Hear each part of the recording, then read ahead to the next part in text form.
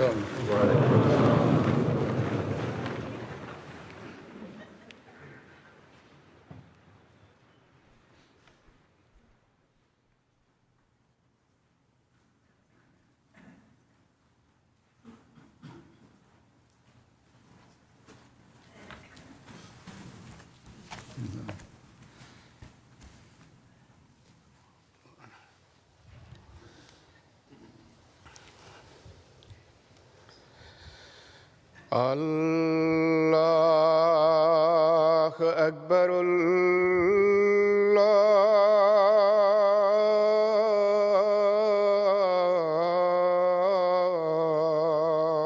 أكبر. الله أكبر.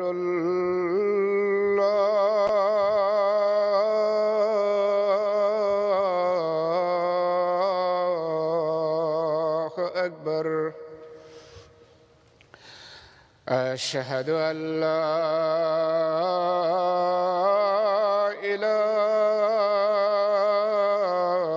إله إلا الله. أشهد أن لا إله إلا الله. أشهد أن محمدًا رسول الله.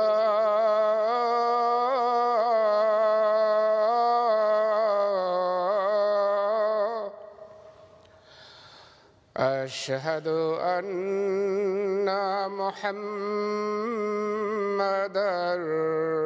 رسول الله. حي على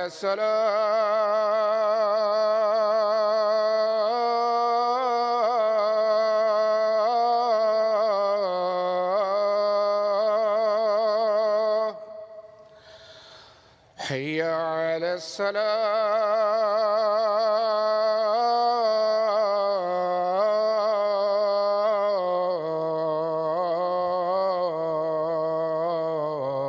الصلاة.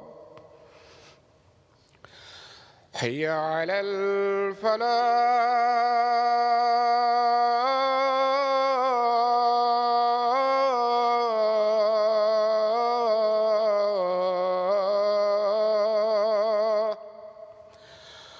حي على الفلاح.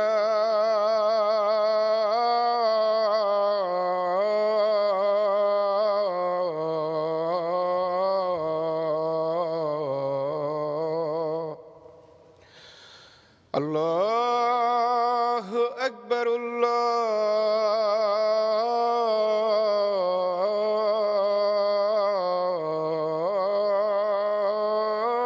الله أكبر. لا إله إلا الله.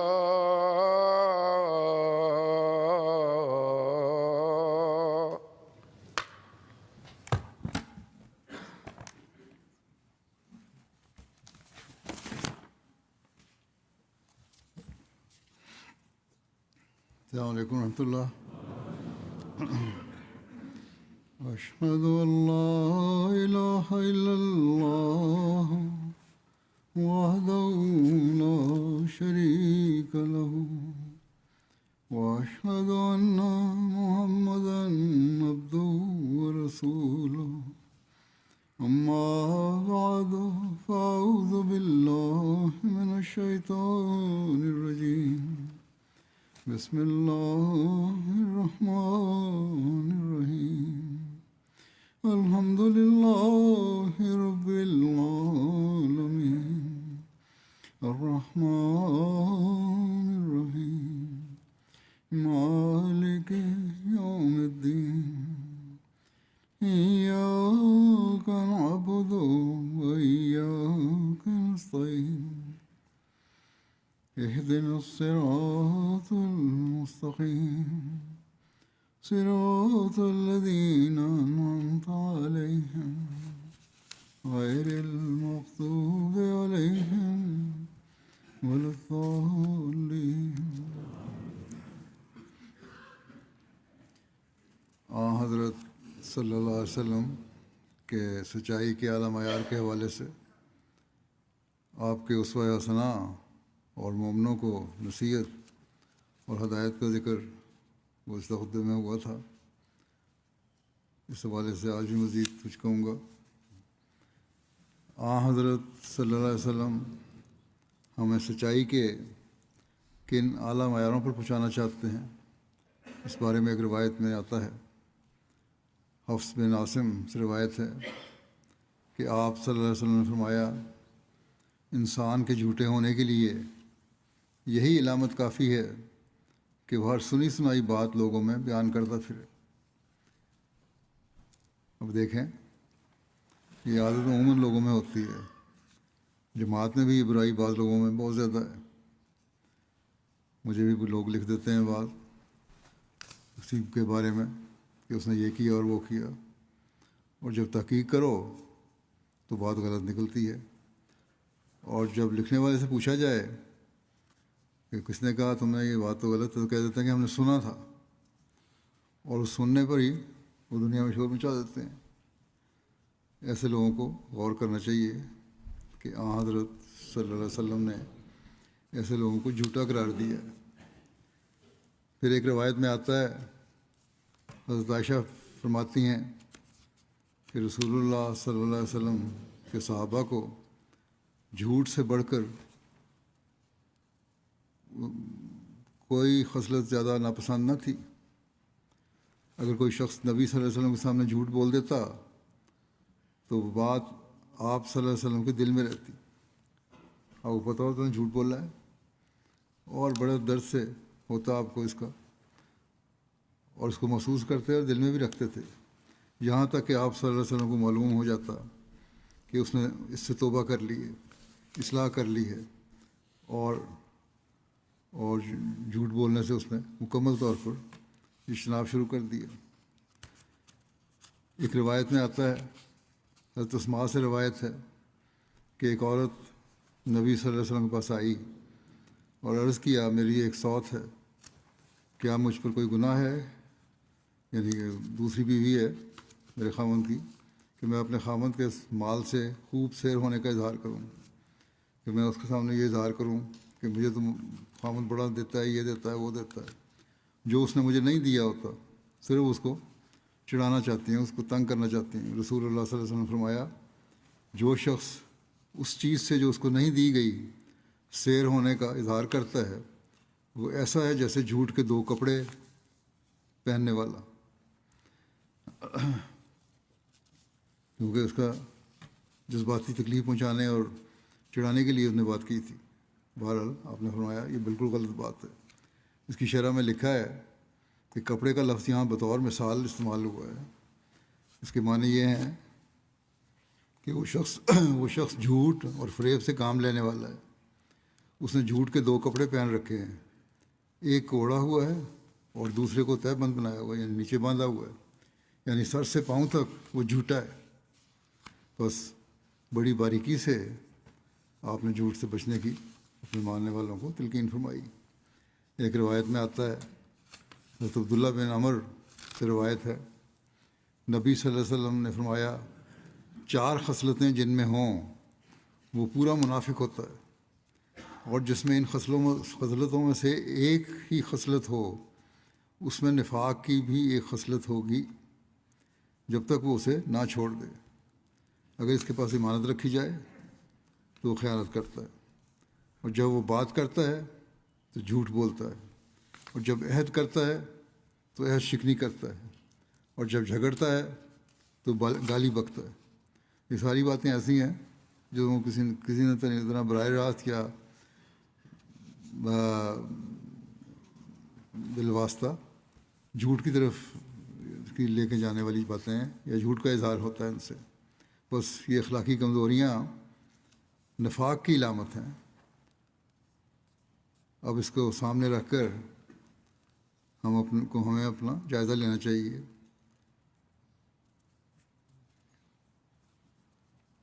کہ کس حد تک ہم میں یہ کمزوریاں ہیں، کیونکہ یہ چیزیں تو پھر نفاق کی طرف لے جانے والی ہیں، اور منافق کہلانے کو انسان کبھی پسند نہیں کرتا۔ پھر غلط باتیں پھیلانے والوں کے بارے میں آپ نے بہت انذار فرمایا۔ ایک روایت میں آتا ہے حضرت سمرہ بن جندب نے کہا رسول اللہ صلی اللہ علیہ وسلم اپنے صحابہ سے اکثر یہ بھی پوچھا کرتے تھے کہ کیا تم میں سے کسی نے کوئی خواب دیکھا؟ حضرت سمرہ کہتے تھے، یہ بات پوچھتے تھے، پھر وہ لوگ یہ آگے پھر بیان کرتے ہیں کہ وہ لوگوں سے جب پوچھتے تھے علیہ وسلم تو لوگ جن کے متعلق اللہ چاہتا ہے کہ بیان کریں آپ سے بیان کرتے تھے، یعنی جنہوں نے خواب دیکھی ہوتی تھی وہ بیان کر دیتے تھے۔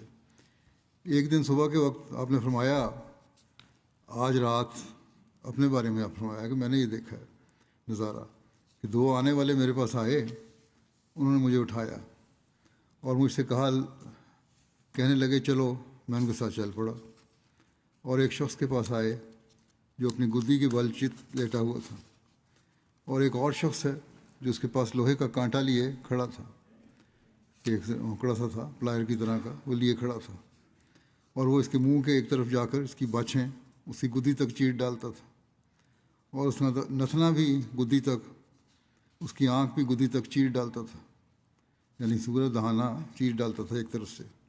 اس کے بعد وہاں سے ہٹ کر دوسرے رخسار کی طرف جاتا تھا، پہلے دائیں طرف کیا پھر بائیں طرف، وہی کرتا جو اس نے اس کے منہ کے پہلے رخسار سے کیا تھا۔ اس طرح سے ابھی فارغ نہ ہوتا کہ وہ پہلی طرف ویسی ہی اچھی بھلی ہو جاتی جس کو پہلے اس نے چیرا تھا، جیسے پہلی تھی، پھر اس کے پاس آتا اور ویسے ہی کرتا، پھر دوبارہ اس کو چیرتا اسی طرح، کیونکہ وہ پہلی طرح ٹھیک ہو گئی ہے۔ فرماتے تھے میں نے کہا سبحان اللہ، آپ نے فرمایا کہ سبحان اللہ، یہ کون لوگ ہیں؟ تو ان دونوں نے مجھ سے کہا سنو، ہم تمہیں اصل حقیقت بتلاتے ہیں۔ وہ شخص جس کے پاس تم آئے تھے، جس کی باچھ اس کی گدی تک اور اس کا نتنا بھی گدی تک اور اس کی آنکھ بھی گدی تک چیری جا رہی تھی، تو وہ شخص ہے جو اپنے گھر سے صبح نکلتا ہے اور ایک جھوٹی بات بناتا ہے جو چاروں طرف پہنچ جاتی ہے، افواہیں پھیلانے والا ہے اور لوگوں کو متعلق غلط باتیں کرنے والا۔ بعض لوگ بعض باتیں صرف اپنے زبان کی مزے کے لیے کرتے ہیں یا لطف اٹھانے کے لیے، اور بعض دفعہ کسی کو معاشرے میں بدنام کرنے کے لیے بھی باتیں ہو رہی ہوتی ہیں، کسی بھی صورت میں نقصان پہنچانے کے لیے بات کر رہے ہوتے ہیں۔ بس ایسے لوگوں کو ہمیشہ یاد رکھنا چاہیے کہ یہ قابل مواخذہ ہے، اللہ تعالیٰ اس کی پکڑ کرتا ہے، اس کو سزا دیتا ہے، بس بہت خوف کا مقام ہے اور بہت استغفار کی ضرورت ہے۔ ایک روایت ہے، عبداللہ بن حارث سے روایت ہے، انہوں نے یہ روایت حضرت حکیم بن حزام تک پہنچائی۔ انہوں نے کہا رسول اللہ صلی اللہ علیہ وسلم نے فرمایا، بیچنے والا اور خریدنے والا دونوں بیع فسخ کر دینے کا اختیار رکھتے ہیں، یعنی جو بھی سودا کیا ہے اس کو ختم کرنے کا اختیار رکھتے ہیں جب تک کہ وہ جدا ہو جائیں۔ جب کٹھے ہیں اس وقت تک ہو سکتا ہے، لیکن جب علیحدہ ہو گئے اس وقت نہیں، یا فرمایا اس وقت تک کہ وہ جدا ہو جائیں۔ اگر ان دونوں نے سچائی سے کام لیا اور صاف صاف بات کی تو دونوں کی خرید و فروخت میں ان دونوں کے لیے برکت دی جائے گی، اور اگر ان دونوں نے چھپایا اور جھوٹ بولا تو ان کی خرید و فروخت کی برکت مٹ جائے گی۔ بہت سے کاروباری جھگڑے جھوٹ پر مبنی باتوں کی وجہ سے ہوتے ہیں، اور اللہ تعالیٰ پھر ایسے لوگوں کی باتوں اور کاروباروں میں برکت نہیں ڈالتا۔ دنیا میں تو جو نقصان انہوں نے اٹھانا ہوتا ہے اٹھاتے ہیں، اللہ تعالیٰ کے ہاں بھی گناہ گار ٹھہرتے ہیں اور سزا پاتے ہیں۔ پھر حضرت ابن عمر سے روایت ہے، نبی صلی اللہ علیہ وسلم نے فرمایا، جب کوئی بندہ جھوٹ بولتا ہے فرشتہ اس سے 1 میل دور ہو جاتا ہے اس کی بدبو کی وجہ سے جس کا اس نے ارتکاب کیا ہے۔ ایک روایت میں آتا ہے، حضرت ہریرہ سے روایت ہے کہ رسول اللہ صلی اللہ علیہ وسلم اناج کے ایک ڈھیر کے پاس سے گزرے، آپ نے اپنا ہاتھ اس کے اندر ڈالا تو آپ کی انگلیوں کو نمی لگی، گیلا گیلا لگا احساس ہوا۔ آپ نے فرمایا، اناج والے جو بیچ رہے ہو تم اناج گندم تھا یا مکئی تھی یا جو بھی تھا، یہ کیا معاملہ ہے، یہ اندر سے گیلی ہے۔ اس نے کہا یا رسول اللہ اس پر بارش ہو گئی تھی۔ آپ نے فرمایا تو نے اس اناج کے تو اسے پھر اناج کے اوپر کیوں نہ کر دیا، بجائے اس کے کہ تم چھپا کے نیچے کر دیتے۔ اگر اس پہ بارش ہو گئی تھی اس کو اوپر رکھتے تاکہ لوگ اس کو دیکھ سکتے۔ جس نے دھوکہ دیا، فرمایا جس نے دھوکہ دیا وہ مجھ سے نہیں ہے۔ بس اتنی باریکی سے کاروباری لوگوں کو بھی دیکھنا چاہیے۔ یہ وہ معیار ہے جو آپ ایک مسلمان میں پیدا کرنا چاہتے تھے، لیکن بدقسمتی سے آج مسلمان ہی دھوکے کے کاروبار اور جھوٹ کی وجہ سے بدنام ہے دنیا میں۔ بس آج ہم جو حضرت مسیح علیہ الصلوۃ والسلام کو مان کر حضرت صلی اللہ علیہ وسلم پر حقیقی ایمان لانے کا اعلان کرتے ہیں، تو ہمارے ہر قول اور فعل میں سچائی کا اعلیٰ معیار ہونا چاہیے، ورنہ حضرت صلی اللہ علیہ وسلم نے فرمایا اگر یہ نہیں تو تم مجھ میں سے نہیں ہو، میرا کوئی تعلق نہیں تمہارے سے۔ بے شمار نصائح اور ہدایات سچائی کو باریکی سے دیکھتے ہوئے اختیار کرنے کی آپ نے تلقین فرمائی، اور کوئی شخص حقیقی مسلمان ہو ہی نہیں سکتا جب تک وہ سچائی پر مکمل طور پر کاربند نہ ہو۔ آپ کی سیرت کے حوالے سے اب میں بعض باتیں پیش کرتا ہوں۔ آپ صلی اللہ علیہ وسلم ہمیشہ سچ بولنے اور امانت و دیانت میں سب سے نمایاں ہونے کی وجہ سے لوگوں میں صادق اور امین مشہور تھے۔ چنانچہ ایک مصنف نے لکھا ہے کہ محمد صلی اللہ علیہ وسلم جاہلیت کے زمانے میں مبعوث ہوئے، ان کے پاس ان سے پہلے کوئی ڈرانے والا نہیں آیا تھا، یعنی لوگوں کے ان کی قوم میں کوئی نبی نہیں آیا تھا۔ لوگ بتوں، مورتیوں اور طاغوتوں کی عبادت کرتے تھے۔ آپ صلی اللہ علیہ وسلم کو انہی کے درمیان بچپن ہی میں فہم و حکمت عطا کی گئی، حالانکہ آپ شیطان کے گروہ اور بت پرستوں کے درمیان تھے۔ آپ صلی اللہ علیہ وسلم نے کبھی کسی بت کی طرف رغبت نہیں کی، نہ کبھی ان لوگوں کے ساتھ کسی تہوار میں شریک ہوئے۔ آپ صلی اللہ علیہ وسلم سے کبھی جھوٹ نہیں سنا گیا۔ لوگ آپ صلی اللہ علیہ وسلم کو صدوق یعنی بہت زیادہ سچ بولنے والا، امین، بردبار اور نہایت مہربان سمجھتے تھے۔ بلکہ روایت میں آتا ہے کہ اسلام سے قبل زمانہ جاہلیت میں بھی رسول اللہ صلی اللہ علیہ وسلم سے فیصلے کروائے جاتے تھے۔ اس بات کو بیان کرتے ہوئے ایک جگہ مسلمہ نے اس طرح بیان کیا ہے کہ آپ کے اخلاق حسنہ کے متعلق مجموعی شہادت وہ ہے جو آپ کی قوم نے دی کہ آپ کی نبوت کے دعوت سے پہلے آپ کی قوم نے آپ کا نام امین اور صدیق رکھا۔ دنیا میں ایسے لوگ بہت ہوتے ہیں جن کی نسبت بددیانتی کا ثبوت نہیں ملتا۔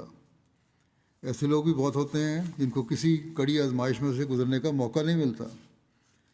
ہاں، وہ معمولی آزمائشوں سے گزرتے ہیں اور ان کی امانت قائم رہتی ہے، لیکن اس کے باوجود ان کی قوم ان کو کوئی خاص نام نہیں دیتی، اس لیے کہ خاص نام اس وقت دیے جاتے ہیں جب کوئی شخص کسی خاص صفت میں دوسرے تمام لوگوں پر فوقیت لے جاتا ہے۔ لڑائی میں شامل ہونے والا ہر سپاہی اپنی جان کو خطرے میں ڈالتا ہے، لیکن نہ انگریزی قوم ہر سپاہی کو وکٹوریا کراس دیتی ہے، نہ جرمن قوم ہر سپاہی کو آئرن کراس دیتی ہے۔ فرانس میں علمی مشغلہ رکھنے والے لوگ لاکھوں میں ہیں، لیکن ہر شخص کو لیجن آف آنر کا فیتہ نہیں ملتا۔ بس محض کسی شخص کا ایمانت دار اور صادق ہونا اس کی عظمت پر خاص روشنی نہیں ڈالتا، لیکن کسی شخص کو ساری قوم کا امین اور صدیق کا خطاب دینا یہ ایک غیر معمولی بات ہے۔ اگر مکے کے لوگ ہر نسل کے لوگوں میں سے کسی کو امین اور صدیق کا خطاب دیا کرتے، تب بھی امین اور صدیق کا خطاب پانے والا بہت بڑا آدمی سمجھا جاتا۔ لیکن عرب کی تاریخ بتاتی ہے کہ عرب لوگ ہر نسل میں کبھی کسی آدمی کو یہ خطاب نہیں دیا کرتے تھے، بلکہ عرب کی سینکڑوں سال کی تاریخ میں صرف ایک ہی مثال محمد رسول اللہ صلی اللہ علیہ وسلم کی ملتی ہے کہ آپ کو اہل عرب نے امین اور صدیق کا خطاب دیا۔ بس عرب کی سینکڑوں سال کی تاریخ میں قوم کا ایک ہی شخص کو امین اور صدیق کا خطاب دینا بتاتا ہے کہ اس کی ایمانت اور اس کا صدق دونوں اعلیٰ درجے کے تھے، کہ ان کی مثال عربوں کے علم میں کسی اور شخص میں نہیں پائی جاتی تھی۔ عرب اپنی باریک بینی کی وجہ سے دنیا میں ممتاز تھے، بس جس چیز کو وہ نادر قرار دیں وہ یقیناً دنیا میں نادر ہی سمجھی جانے کے قابل ہے۔ حضرت مسیح علیہ السلام فرماتے ہیں، آج دنیا کی حالت بہت نازک ہو گئی ہے، جس پہلو اور رنگ سے دیکھو جھوٹے گواہ بنائے جاتے ہیں، جھوٹے مقدمہ کرنا تو بات ہی کچھ نہیں، جھوٹے اسناد بنا لیے جاتے ہیں، کاغذ بھی جھوٹے بنا لیے جاتے ہیں۔ کوئی امر بیان کریں گے تو سچ کا پہلو بچا کر بولیں گے، جسے فائدہ ہوتا ہو اگر تو پھر سچ کو چھوڑ دیں گے اور جھوٹی باتیں ہوں گی۔ اب کوئی ان لوگوں سے جو اس سلسلے کی ضرورت نہیں سمجھتے پوچھے کہ کیا یہی وہ دین تھا، یعنی آپ سمجھا رہے ہیں کہ جماعت میں نے شروع کی ہے تو سچائی پہ قائم رہنے کے لیے شروع کی ہے۔ فرمایا کہ کوئی ان سے پوچھے کیا یہی وہ دین تھا جو وہاں حضرت صلی اللہ علیہ وسلم لے کر آئے تھے؟ اللہ تعالیٰ نے تو جھوٹ کو نجاست کہا تھا کہ اس سے پرہیز کرو۔ اجتنبوا الرجس من الاوثان واجتنبوا قول الزور، بت پرستی کے ساتھ اس جھوٹ کو ملایا ہے، جیسے احمق انسان اللہ تعالیٰ کو چھوڑ کر پتھر کی طرف جھکتا ہے۔ مطلب یہی ہے کہ ناپاکی سے تم نے اجتناب اس لیے کرو، جس طرح یہ بہت بڑی برائی ہے، کیونکہ اسی طرح ہے، جھوٹ بولنا بھی اسی طرح ہے جس طرح تم ناپاکی میں پڑ گئے ہو، غلط کام میں پڑ گئے ہو۔ بس فرمایا کہ بت پرستی بھی غلط کام ہے، گندا کام ہے۔ فرمایا کہ بت پرستی کے ساتھ اس جھوٹ کو ملایا ہے، جیسا احمق انسان اللہ تعالیٰ کو چھوڑ کر پتھر کی طرف جھکتا ہے، ویسے ہی صدق و راستی کو چھوڑ کر اپنے مطلب کے لیے جھوٹ کو بت بناتا ہے۔ یہی وجہ ہے کہ اللہ تعالیٰ نے اس کو بت پرستی کے ساتھ ملایا ہے۔ بت پرستی کو سے اجتناب کرو، کیونکہ یہ بہت بڑا گناہ ہے، اور جھوٹ بولنا بھی اس کے برابر ہے۔ فرمایا اور اس سے نسبت دی جیسے ایک بت پرست بت سے نجات چاہتا ہے، جھوٹ بولنے والا بھی اپنی طرف سے بت بناتا ہے اور سمجھتا ہے کہ اس بت کے ذریعے نجات ہو جاوے گی۔ کیسی خرابی آ کر پڑی ہے۔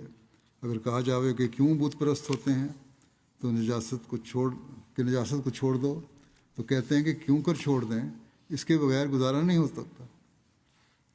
یہ گند اور نجاست جو ہے بت کی، اس کو چھوڑ دو، وہ کہا جائے تو چھوڑتے کیوں نہیں، تو کہتے ہیں اس کے بغیر گزارا نہیں ہوتا، جھوٹ بولنا پڑتا ہے ہمیں اپنے فائدے اٹھانے کے لیے۔ آپ نے فرمایا کہ اس سے بڑھ کر اور کیا بدقسمتی ہوگی کہ جھوٹ پر اپنی زندگی کا مدار سمجھتے ہیں، مگر میں تمہیں یقین دلاتا ہوں کہ آخر سچ ہی کامیاب ہوتا ہے، بھلائی اور فتح اسی کی ہے۔ اور اسی بیان کرتے ہوئے مسلم نے ایک جگہ لکھا ہے کہ رسول کریم صلی اللہ علیہ وسلم اپنی بیوی کو اطلاع دیتے ہیں کہ مجھ پر یوں وحی ہوئی ہے، تو بیوی یہ نہیں کہتی کہ یہ کیا پکھنڈ بنانے لگے ہو، بلکہ وہ کہتی ہے کہ آپ گھبرائیں نہیں، آپ نے جو کچھ دیکھا ٹھیک دیکھا، اللہ تعالیٰ آپ کو ضائع نہیں کر سکتا، کیونکہ آپ صلہ رحمی کرتے ہیں، نادار کا بوجھ اٹھاتے ہیں، گمشدہ نیکیوں کو قائم کرتے ہیں، مہمانوں کی مہمان نوازی کرتے ہیں اور حق کی مدد کرتے ہیں، سچائی اور حق کی مدد کرتے ہیں۔ پھر بیوی آپ کو اپنے بھائی ورقہ بن نوفل کے پاس لے جاتی ہیں جو اسرائیلی علوم کے عالم تھے، تو وہ سنتے ہی فرماتے ہیں کہ یہ ویسی وہی ہے جیسی موسیٰ پر نازل ہوئی تھی، اور ویسی احکام اور فرامین اس وحی میں پائے جاتے ہیں جیسے موسیٰ کی وحی میں پائے جاتے تھے۔ پھر ہم نے لکھا گواہیاں بتا رہے ہیں اس وقت، پہلے بھی اس کا تو تھوڑا مختصر بیان کر چکا ہوں میں ایک دفعہ گزشتہ خطبے میں۔ پھر اگلی گواہی آپ دیتے ہیں، ایک تو اس کی یہ ورقہ بن نوفل کی تھی، پھر کہتے ہیں گھر میں ایک چچیرا بھائی تھا جو جوانی کی عمر کو پہنچنے والا ہے اور نوجوانوں میں تبلیغ کا اچھا ذریعہ بن سکتا ہے۔ جب وہ اپنے بھائی اور بھاوج کو یعنی آن رسول صلی اللہ علیہ وسلم اور خدیجہ کو نہایت سنجیدگی سے ایک اہم تغیر کی نسبت باتیں کرتے ہوئے سنتا ہے تو بڑی متانت سے آگے بڑھ کر کہتا ہے کہ میں بھی یقین رکھتا ہوں کہ آپ سچے ہیں اور ضرور خدا تعالیٰ نے آپ سے باتیں کی ہیں اور آپ کو دنیا کی اصلاح کے لیے مأمور کیا ہے۔ پھر ایک آزاد کردہ غلام کی گواہی دیتے ہیں جو آپ کے اخلاق کا شکار ہو کر ماں باپ کو چھوڑ کر آپ کے دروازے پر بیٹھ گیا تھا۔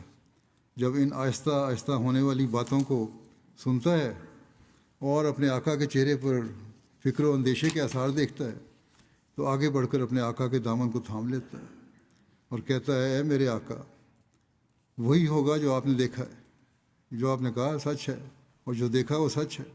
آپ جیسے انسان سے قدرت دھوکے بازی نہیں کر سکتی، آپ تو مکمل طور پر سرتابہ سچ حق اور سچ ہیں، آپ سے قدرت کس طرح دھوکہ کر سکتی ہے۔ اب وہ وقت آ گیا ہے کہ آپ کے ہاتھوں دنیا کی اصلاح ہو، مجھے بھی اپنے ساتھ رہنے اور خدمت کرنے کی اجازت دیجیے۔ ایک ہی گہرا دوست ہے جو گویا ایک اور گواہی ہے گہرے دوست کی، گویا ایک ہی صدف میں پلنے والا دوسرا موتی تھا۔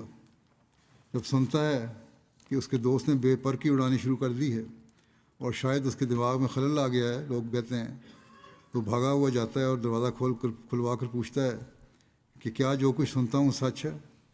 جب آپ اس کے سامنے تشریح کرنے لگتے ہیں تو کہتا ہے خدا کی قسم دلیلیں نہ دیجیے، صرف یہ بتائیے کہ کیا باتیں سچ ہیں۔ اور آپ کی تصدیق کرنے پر کہتا ہے کہ میرے سچے دوست، میں آپ کی رسالت پر ایمان لاتا ہوں۔ آپ تو غضب ہی کرنے لگے تھے کہ دلیلیں دے کر میرے ایمان کو مشتبہ کرنے لگے تھے۔ آپ کی سچائی میں نے اس قدر دیکھ لی ہے کہ دلیلوں کی ضرورت ہی نہیں ہے۔ پھر اس نے کہا، یعنی حضرت ابوبکر نے، کہ میرے دوست، جس نے تیرے چہرے کو دیکھا ہو وہ کب تیری بات میں شبہ کر سکتا ہے؟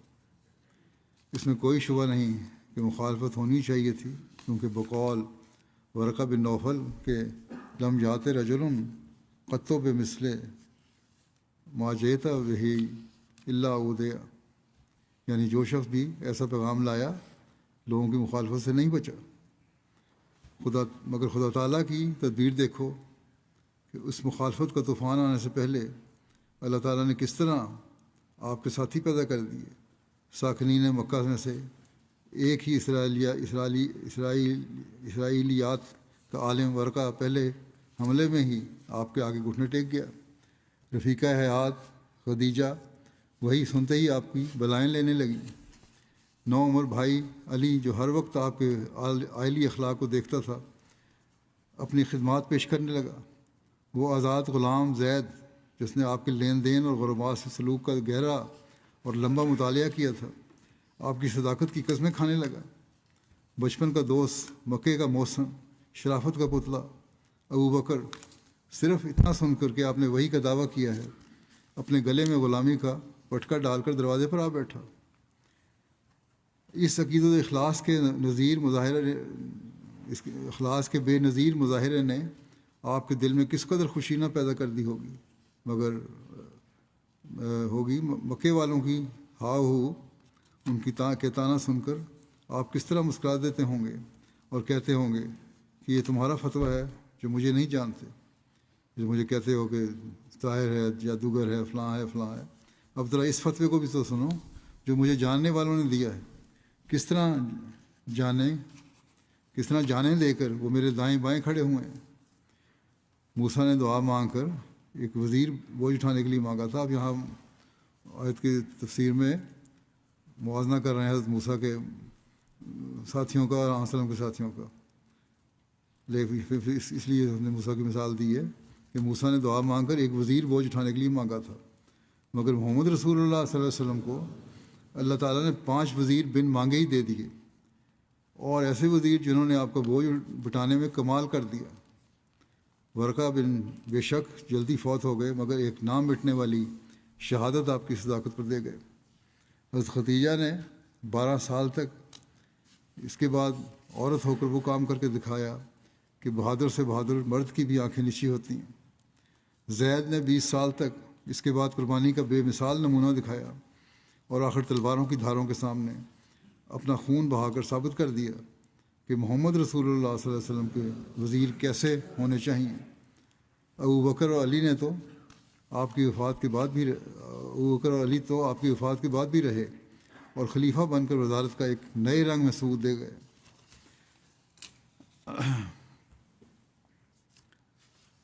پھر آپ کو اسوہ بیان کرتے ایک جگہ فرماتے ہیں صادق اور راست باز کی صداقت کے دلائل میں سے ایک زبردست دلیل اس کا اپنا نفس ہے، جو پکار پکار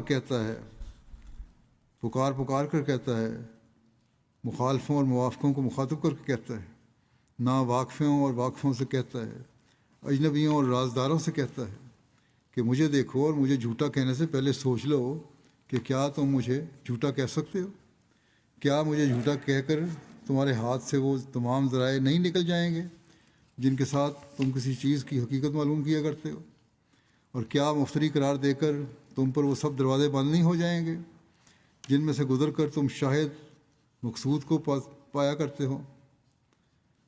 دنیا کی ہر چیز تسلسل چاہتی ہے اور ہر شے مدارج رکھتی ہے، نہ نیکی درمیانی مدارج کو ترک کر کے اپنے کمال تک پہنچ سکتی ہے اور نہ بدی درمیانی منازل کو چھوڑ کر اپنی انتہا کو پا سکتی ہے۔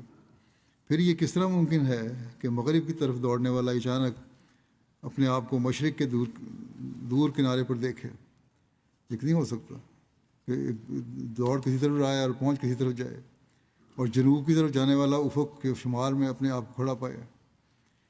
فرمایا کہ میں نے اپنی سب زندگی تم میں گزاری، آنسر نے فرمایا لوگوں کو، میں چھوٹا تھا اور تمہارے ہاتھوں میں بڑا ہوا، میں جوان تھا اور تمہارے ہاتھوں میں ادھیڑ عمر ہوا، میری خلوت و جلوت کے واقع بھی تم میں موجود ہیں، میرا کوئی کام تم سے پوشیدہ نہیں اور کوئی قول تم سے مخفی نہیں۔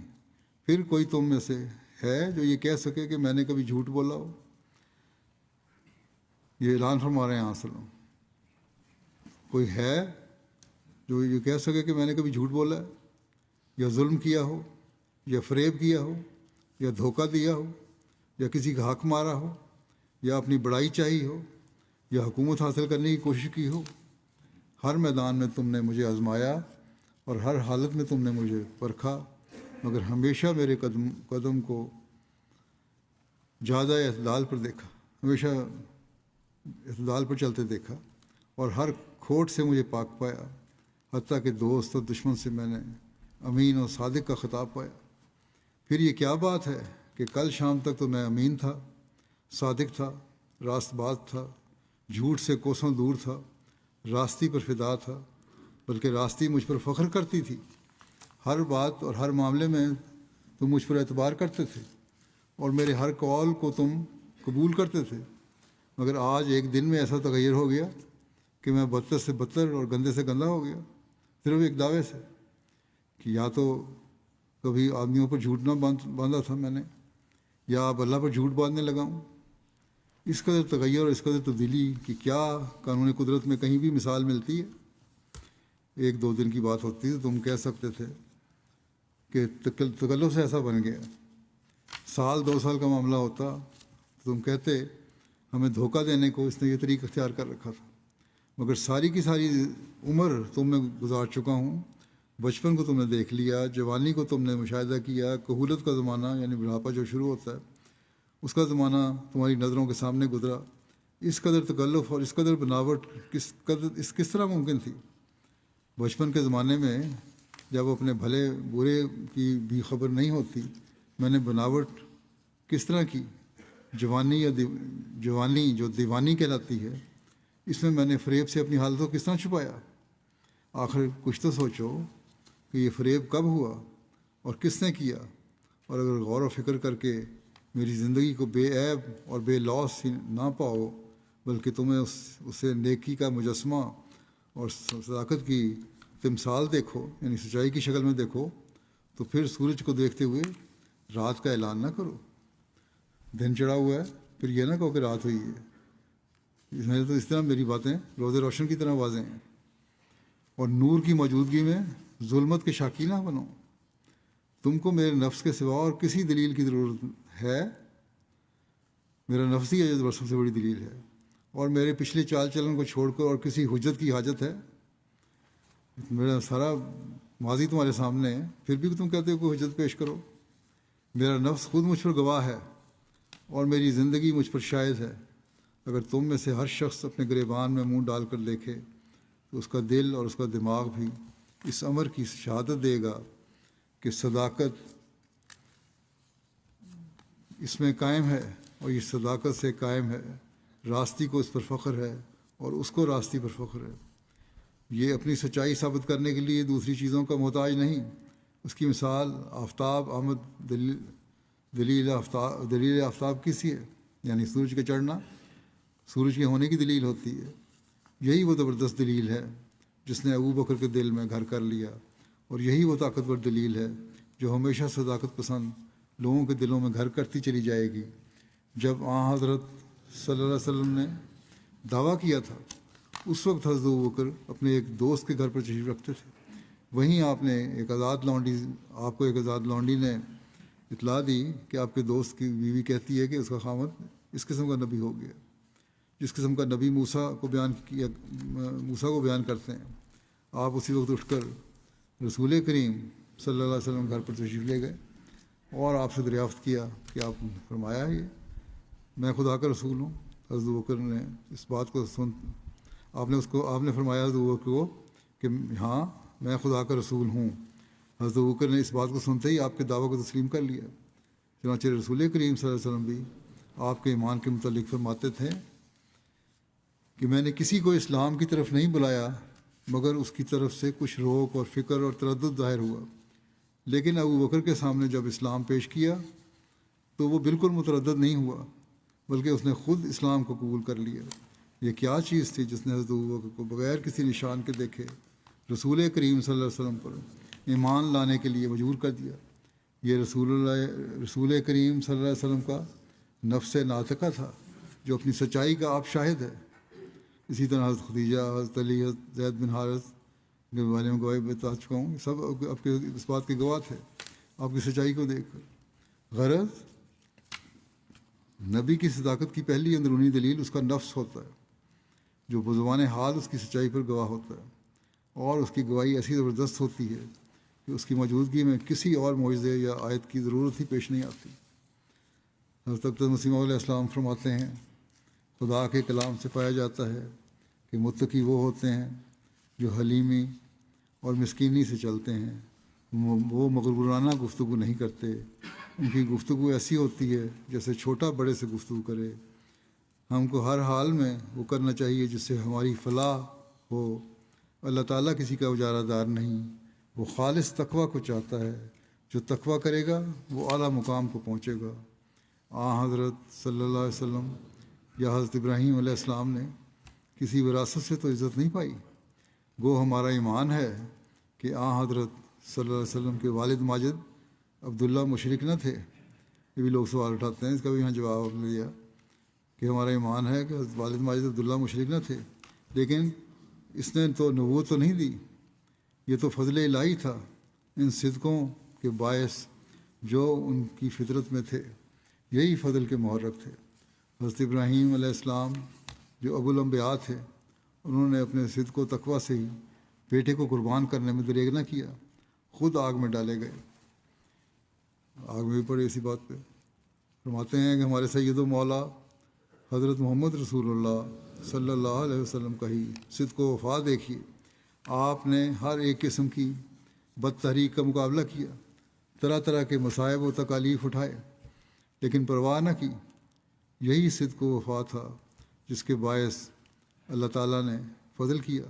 اسی لیے تو اللہ تعالیٰ نے فرمایا ان اللہ و ملائکتہ یصلون علی النبی یا ایھا الذین آمنوا صلوا علیہ وسلموا تسلیما۔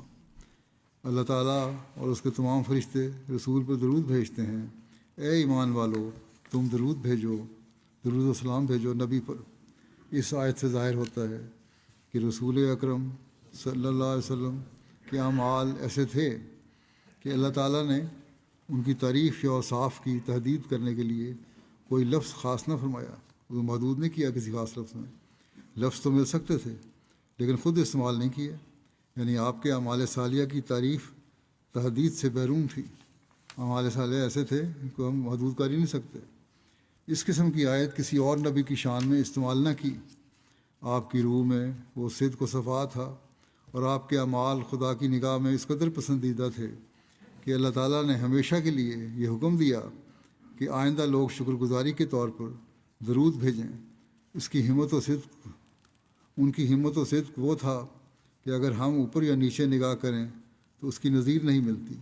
خود مسیح کے وقت کو دیکھ لیا جاوے کہ ان کی ہمت یا روحانی صداقت و صفا کا کہاں تک اثر ان کے پیراؤں پر ہوا۔ ہر ایک سمجھ سکتا ہے کہ ایک بد روش کو درست کرنا کس قدر مشکل ہے۔ عادات راسخہ کا گنوانا کیسا محالات سے ہے۔ جو پکی باتیں ہو جائیں ان کو ٹھیک کرنا بہت مشکل کام ہے، لیکن ہمارے مقدس نبی صلی اللہ علیہ وسلم نے تو ہزاروں انسانوں کو درست کیا جو حیوانوں سے بدتر تھے۔ بعض ماؤں اور بہنوں میں حیوانات کی طرح فرق نہ کرتے تھے، یتیموں کا مال کھاتے تھے، مردوں کا مال کھاتے تھے، بعض ستارہ پرست تھے، بعض دہریہ تھے، بعض عناصر پرست تھے۔ جزیرہ عرب کیا تھا؟ ایک مجموعہ مذاہب اپنے اندر رکھتا تھا۔ اس سے بڑا فائدہ یہ ہوا کہ قرآن کریم ہر ایک قسم کی تعلیم اپنے اندر رکھتا ہے۔ ہر ایک غلط عقیدہ یا بری تعلیم جو دنیا میں ممکن ہے، اس کے استحصال کے لیے کافی تعلیم اس میں موجود ہے۔ یہ اللہ تعالیٰ کی عمیق حکمت و تصرف ہے جو حضرت صلی اللہ علیہ وسلم کو اللہ تعالیٰ نے بھیجا، اور ایسے زمانے میں بھیجا جب جاہلیت کا انتہا ہوئی تھی، اور پھر انسان بنایا ان جانوروں کو۔ اللہم صلی علی محمد وعلی آل محمد وبارک وسلم انک حمید مجید۔ اللہ تعالیٰ ہمیں بھی آپ کے اسوہ حسنہ پر چلتے ہوئے، قرآن کریم اور آپ کے احکامات پر عمل کرتے ہوئے سچائی کے معیاروں کو بلندتر کرنے کی توفیق عطا فرمائے۔